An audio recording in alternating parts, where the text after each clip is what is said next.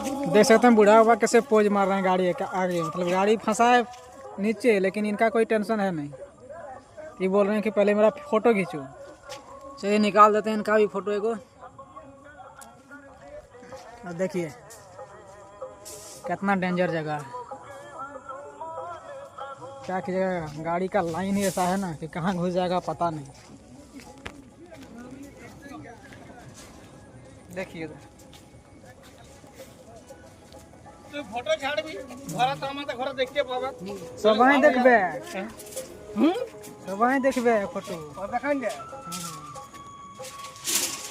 चलिए देखिए, मतलब धंसने का लायक हो गया है। कब धंसेगा पता नहीं, लेकिन उससे पहले हम लोग खाली कर दे रहे हैं, धंसेगा नहीं। अभी इतना बचा हुआ है अभी। हाँ ठीक,